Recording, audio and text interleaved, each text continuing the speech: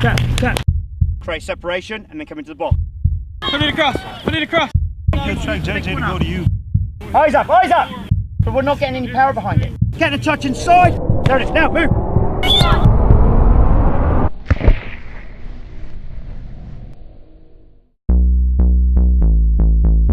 My love for soccer really started from growing up in England. In England, it's a way of life. You know, where I really got into it was when I was on the coaching side. I really found, even as a player, I was more analytical and looking on as more of a coach during the game and helping those players around me. So when I started coaching my little local St Day village team that had a bunch of different age kids on there, I was only 16 myself, but I thoroughly enjoyed that.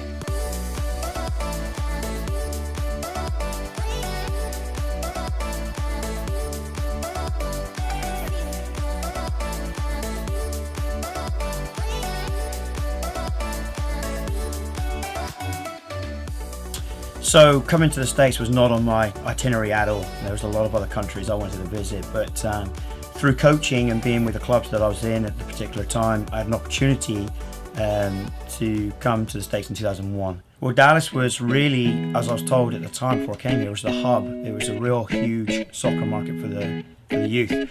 So they wanted the top coaches to come into this area to be able to do camps and show that we had what type of coaching we had to give to the kids over here. The first year I came out here, I enjoyed that much. When I first came to the south, which was Innis in 2001, late summer 2001, there really wasn't any competitive soccer clubs down in this area of the woods. So the majority of the players had to travel north of here, maybe an hour up to a couple of hours, depending upon the traffic, and a lot of it was in Plano, North Dallas, so the traffic after school was a nightmare. There was a fantastic amount of talent down here that needed nurturing and to be able to play on a more consistent basis against better opposition.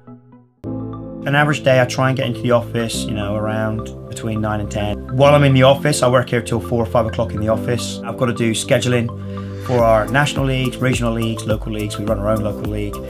Marketing plans, put those into place. We also do events throughout the year. We then got to make sure uniforms are done, orders are done, talking to coaches, making sure their issues are taken and resolved, making sure we got academy and competitive paperwork and rosters in order for the next weekend coming up. You name it, a small business, we've got to get it done. Everybody has a pathway within our club, and that's what really separates us and sets us apart. If there's a kid that comes in that wants to develop, that wants to get better, it's our job as coaches to make them better. We have programs, we have facilities, we have camps, we have online programs that will allow that player to try and get to that point. It's about 100 kids in, 100 kids out in retention. We're trying to retain them so that the time we spend and the investment we put into them, that when they leave college or they go into working life, that they would like to come back and coach with us.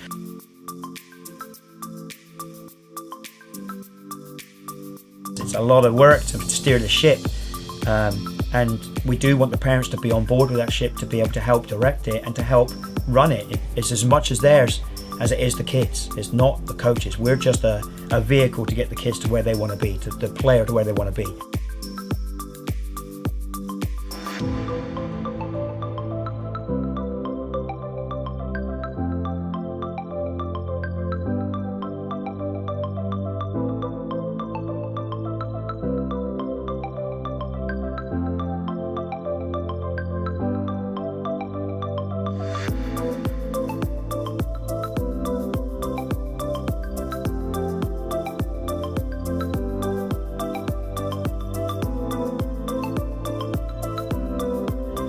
We also want to make sure that when we're on the field, we're seen to be different. So our style, our brand awareness, our brand recognition is easy to see out there. The way we conduct ourselves, the way that we coach in a game, the way that we treat our kids and the families, and also the way that we're putting our building blocks in each year of development.